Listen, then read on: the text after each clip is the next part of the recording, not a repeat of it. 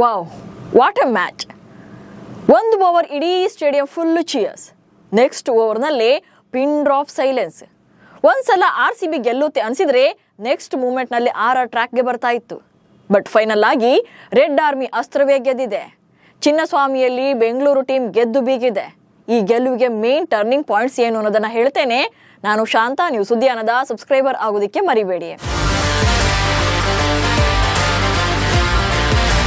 ಬೆಂಗಳೂರಿನಲ್ಲಿ ಹ್ಯಾಟ್ರಿಕ್ ಸೋಲನ್ನ ಕಂಡು 4ನೇ ಪಂದ್ಯಕ್ಕೆ ಚಿನ್ನಸ್ವಾಮಿಗೆ ಕಾಲಿಟ್ಟಿದ್ದಂತ RCBಗೆ ಒನ್ಸ್ ಅಗೇನ್ ಟಾಸ್ ಮತ್ತೆ ಕೈಕೊಟ್ಟಿತ್ತು. ಆದರೆ ಬ್ಯಾಟಿಂಗ್ ಎಳೆದವ್ರಿಗೆ ಒಳ್ಳೆ ಓಪನಿಂಗೇ ಸಿಕ್ಕಿತ್ತು.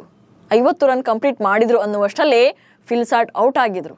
ಆ ಬಳಿಕ ಬಂದ ದೇವದತ್ ಪಡಿಕ್ಕಲ್ ವಿರಾಟ್ ಕೊಹ್ಲಿ ಅವರಿಗೆ ಅದ್ಭುತ ಜೊತೆಯಾಟವಾಡಿದ್ರು. ಅಂತಿಮವಾಗಿ 5 ವಿಕೆಟ್ ನಷ್ಟಕ್ಕೆ RCB 205 ರನ್ಗಳನ್ನ ಕಲೆ ಹಾಕಿತ್ತು. 200+ ಸ್ಕೋರ್ ಅಂದಾಗ RCB ಕಡೆ ಮ್ಯಾಚ್ ಇದೆ ಅಂತ ಎಲ್ಲರೂ ಅನ್ಕೊಳ್ತಾ ಇದ್ರು. ಆದರೆ RR ತಂಡದ ಬ್ಯಾಟಿಂಗ್ ಅಬ್ಬರ ಇಡೀ ಚಿನ್ನಸ್ವಾಮಿ ಮೈದಾನವನ್ನೇ ಸ್ತಬ್ಧ ಆಗುವಂತೆ ಮಾಡ್ತಾ ಇತ್ತು. ಸೊ RR ಪರ ಇದ್ದ ಪಂದ್ಯ ಎಲ್ಲೆಲ್ಲಿ RCB ಕಡೆ ಟರ್ನ್ ಆಯಿತು ಅನ್ನೋದನ್ನ ಹೇಳ್ತಾ ಹೋಗ್ತೇನೆ ನೋಡಿ. ನಿನ್ನೆ ಮ್ಯಾಚ್ ಅಲ್ಲಿ RCB 200+ ಸ್ಕೋರ್ ಮಾಡೋಕೆ ಮುಖ್ಯ ಕಾರಣವೇ ಕಿಂಗ್ ವಿರಾಟ್ ಕೊಹ್ಲಿ ಮತ್ತು ದೇವದತ್ ಪಡಿಕ್ಕಲ್. ಫಿಲ್ಸಾಟ್ 26 ರನ್ಗಳಿಗೆ ಔಟ್ ಆದಾಗ ಜೊತೆಯಾದಂತ ಪಡಿಕ್ಕಲ್ ಅದ್ಭುತ ಆಟವಾಡಿದ್ರು. 27 ಎಸೆತಗಳಲ್ಲಿ 50 ರನ್ಗಳನ್ನ ಕಂಪ್ಲೀಟ್ ಮಾಡಿದ್ರು.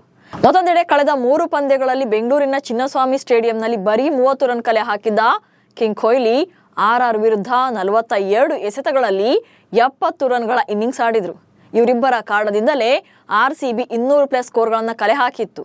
ಇಷ್ಟು ದೊಡ್ಡ ಮೊತ್ತದ ಟಾರ್ಗೆಟ್ ಇದ್ದಿದ್ದರಿಂದಲೇ ಇದನ್ನ ಡಿಫೆನ್ಸ್ ಮಾಡಿಕೊಳ್ಳೋಕು ಕೂಡ ಸಾಧ್ಯವಾಗಿದೆ. ರೀಸನ್ ಕೃನಾಲ್ ಪಾಂಡ್ಯ ಮತ್ತು ಸುಯಾಶ್ ಶರ್ಮಾ ಅವರ ಬೌಲಿಂಗ್ ಸ್ಪೆಲ್.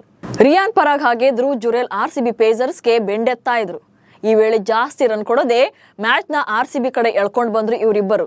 ಅದರಲ್ಲೂ ಕೃನಾಲ್ ಪಾಂಡ್ಯ, ನಿತೀಶ್ ರಾಣಾ ಹಾಗೆ ರಿಯಾನ್ ಪರಾಗ್ ಅವರ ವಿಕೆಟ್ ಅನ್ನ ಕಿತ್ತರು. ಈ ಇಬ್ಬರು ಸ್ಪಿನ್ ಬೌಲರ್ಸ್ ತಲಾ 4 ಓವರ್ಗಳನ್ನ ಬೌಲ್ ಮಾಡಿ 31 ರನ್ಗಳನ್ನು ನೀಡಿದ್ರು. ಸೊ ಎಕಾನಮಿಕಲ್ ಕೂಡ ಒಳ್ಳೆ ಇಂಪ್ಯಾಕ್ಟ್ ಅನ್ನ ಮಾಡಿದ್ರು.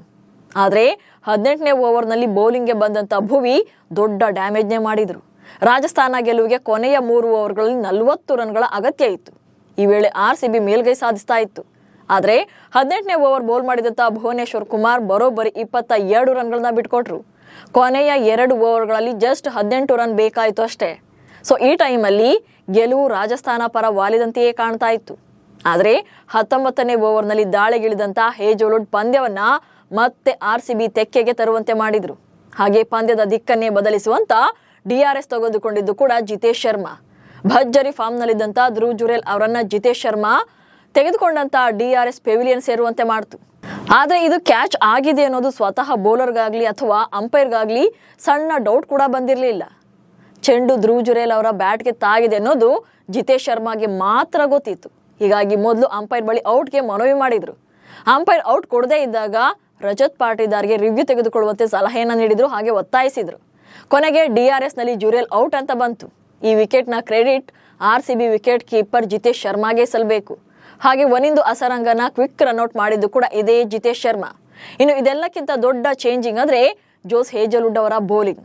19ನೇ ಓವರ್ನಲ್ಲಿ ಹೇಜಲ್ವುಡ್ ಕೇವಲ 1 ರನ್ ಮಾತ್ರ ನೀಡಿ 2 ಪ್ರಮುಖ ವಿಕೆಟ್ಗಳನ್ನ ಬೇಟೆಯಾಡಿದ್ರು. So last but not the least ಅನ್ನುವಂತೆ ಲಾಸ್ಟ್ ಓವರ್ ಸ್ಪೆಲ್ ಹಾಕಿದ್ದು ಯಶ್ ದಯಾಳ್. ಕೊನೆ ಓವರ್ನಲ್ಲಿ 6 ಬಾಲ್ಗಳಲ್ಲಿ ಗೆಲುವಿಗೆ 17 ರನ್ಗಳ ಅಗತ್ಯ ಇತ್ತು. ಯಶ್ ದಯಾಳ್ ಬೌಲಿಂಗ್ ಎಳೆದಿದ್ರು.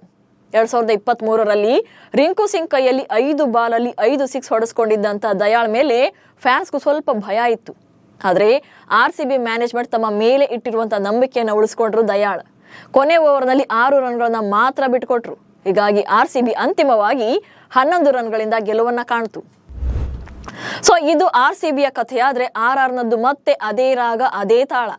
ಕೈಯಲ್ಲಿರುವಂತ ಮ್ಯಾಚ್ಗಳನ್ನ ತಾವೇ ಕಳ್ಕೊಳ್ತಿದ್ದಾರೆ. ಬ್ಯಾಟಿಂಗ್ ಡೆಪ್ತ್ ಇಲ್ಲದೆ ಸೋಲುತ್ತಿದೆ ರಾಜಸ್ಥಾನ. ಕಳೆದ ಬಾರಿ ಪ್ಲೇ ಆಫ್ ಗೇರಿದಂತ ರಾಜಸ್ಥಾನ ಈ ಸಲ ಕಂಪ್ಲೀಟ್ ಫ್ಲಾಪ್ ಆಗಿದೆ. ಈಗಾಗಲೇ ಆಡಿರುವಂತ 9 ಪಂದ್ಯಗಳಲ್ಲಿ 7 ಪಂದ್ಯಗಳಲ್ಲಿ ಸೋತಿರುವಂತ ರಾಜಸ್ಥಾನ ಪ್ರಸ್ತುತ 8ನೇ ಸ್ಥಾನದಲ್ಲಿದೆ. ಇವರ ಪರ್ಫಾರ್ಮೆನ್ಸ್ ನೋಡ್ತಾ ಇದ್ರೆ ಉಳಿದ ಎಲ್ಲಾ ಪಂದ್ಯಗಳನ್ನ ಗೆಲ್ಲೋದು ಅಸಾಧ್ಯ ಇದೆ. ರಾಜಸ್ಥಾನ ಪ್ಲೇ ಆಫ್ ಕನಸು ಈಗಾಗಲೇ ಬಹುತೇಕ ನುಚ್ಚು ನೂರಾಗಿದೆ. ತಂಡದ ಈ ಕಳಪೆ ಪ್ರದರ್ಶನಕ್ಕೆ ಬ್ಯಾಟಿಂಗ್ ಡೆಪ್ತ್ ಇರೋದೇ ಮೇನ್ ರೀಸನ್ ಆಗ್ತಾ ಇದೆ.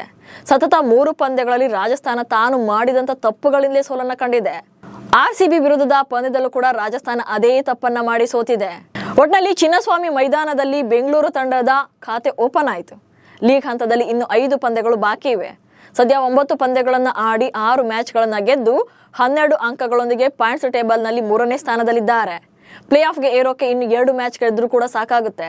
16 ಅಂಕ ಪಡೆದು ಡೈರೆಕ್ಟ್ ಆಗಿ ಅಂತಿಮ 4ರ ಘಟ್ಟಕ್ಕೆ ಕಾಲಿಡಬಹುದು. ಸೊ ನೀವು ಕೂಡ RCB ವರ್ಸಸ್ RR ಮ್ಯಾಚ್ನ ಎಂಜಾಯ್ ಮಾಡಿದ್ರಾ? ಬೆಂಗಳೂರು ಗೆಲುವಿಗೆ ಮೇನ್ ಟರ್ನಿಂಗ್ ಪಾಯಿಂಟ್ ಏನು ಅನ್ನೋದನ್ನ ಕಮೆಂಟ್ಸ್ ಮೂಲಕ ತಿಳಿಸಿ. ಹಾಗೆ ಸುದ್ದಿಯನ್ನು ಫಾಲೋ ಮಾಡಿ. ನಮಸ್ಕಾರ.